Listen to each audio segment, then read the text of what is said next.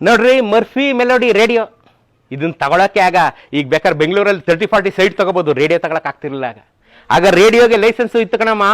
Radio ತಗೊಂಡು ಅವಾಗೆಲ್ಲ ಹೆಂಗ್ ಬೇಕು ಹಂಗೆ ನೀವು ಹಾಡು ಕೇಳಂಗಿರಲಿಲ್ಲ ಗುರು. ನೋಡಿಲ್ಲಿ ರೇಡಿಯೋ ಲೈಸೆನ್ಸ್ 15/9/67 ಇಸ್ವಿಲಿ ರೇಡಿಯೋಕ್ಕೊಂದು ಲೈಸೆನ್ಸ್ ತಗೊಂಡಿದ್ದಾರೆ ಮನೆಯವರು, ಕೊಟ್ಟಿ ಶ್ರೀನಿವಾಸರಾಯರ ಮನೆಯವರು. ನೋಡ್ರಿ ಇಲ್ಲಿ ಪ್ರತಿ ವರ್ಷ ರಿನ್ಯೂ ಮಾಡಿಸ್ಬೇಕು, ಇಲ್ದೇ ಬಂದು ರೇಡಿಯೋ ತಗೊಂಡು ಹೋಗ್ಬಿಡೋರು ಗುರು, ಸೀಸ್ ಮಾಡ್ಬಿಡೋರು ರೇಡಿಯೋನ.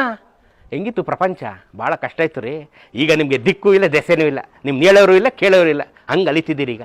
ನೋಡ್ರಿ ರೇಡಿಯೋಗೂ ಲೈಸೆನ್ಸು. ನೋಡ್ರಿ ಅವ್ರ ಘೋಷವಾಕ್ಯ ಏನಿತ್ತು ಆಕಾಶವಾಣಿಯವ್ರದ್ದು, renew early to avoid the queue. ನೋಡಮ್ಮ, renew early avoid the queue. Radio license renew ಮಾಡೋಕ್ಕೆ ಕ್ಯೂ ಕಣ್ರಿ, ಕ್ಯೂ. ಎಂತೆಂಥ ಸೀನಿಯರ್ಸ್ ಹೆಂಗೆ ಎಂಜಾಯ್ ಮಾಡೋರು ನೋಡ್ರಿ. ನೋಡಮ್ಮ, renew early and avoid the Q.